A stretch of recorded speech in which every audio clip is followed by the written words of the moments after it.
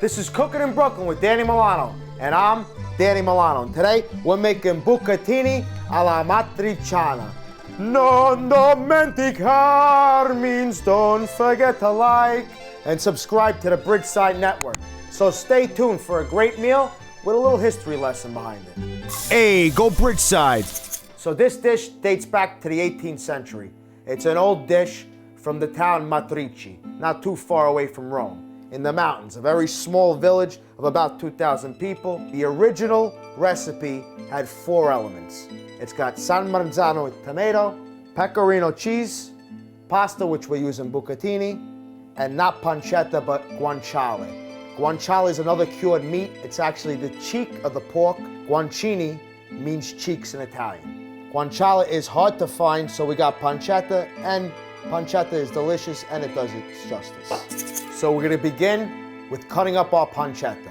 Now we're gonna cut these into little cubes. If you don't have pancetta, can you use some bacon?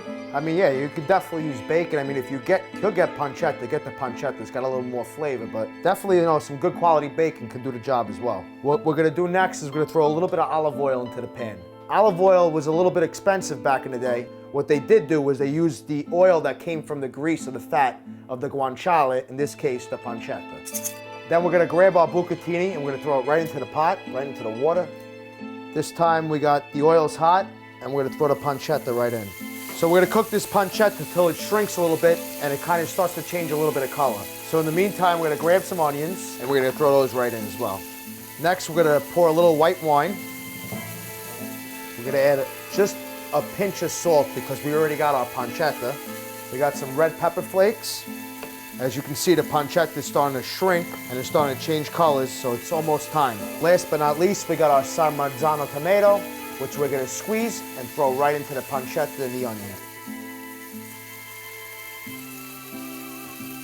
All right, so now that all the ingredients for the sauce are together, this should only cook for about 10 minutes, which is perfect timing with our pasta. Since we got some time, I'm actually gonna use the bathroom right now. Mi scappa la pipì. Mi scappa la pipì. I know he's eating the sauce. All right, I'm back, and I know you touched my sauce. I don't know what you're talking about. And I hope you wash your hands back there too. All right, so our sauce is starting to come together now. You can see it thickening up a little bit. So let's grab the pasta, and we're gonna throw it right into the sauce. And then we're gonna mix this around. Now, you don't want the sauce to be too overwhelming in this dish, all right? There should be more pasta consistency than there should be sauce. And we're gonna let that cook for about just another minute. And this dish is done, baby. Yeah, man. All right, so we're gonna serve the bucatini.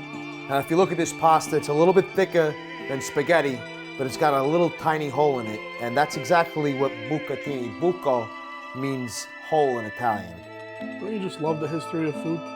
Last but not least, we're gonna grab our pecorino cheese, sprinkle some of the cheese on there, and we're gonna finish it off with a couple of turns of fresh pepper.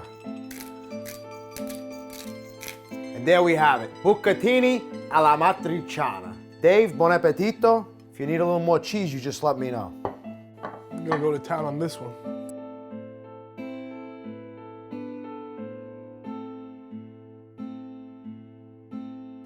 I really like this dish because it incorporates a lot of things that I like.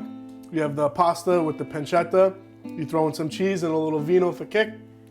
Thank you. So let's hope nobody's watching in Matrici, Italy right now. I don't feel like getting my jaw broken. So we keep this between us, all right? State zitti. And stay tuned next time for another Cooking in Brooklyn. Go Bridgeside.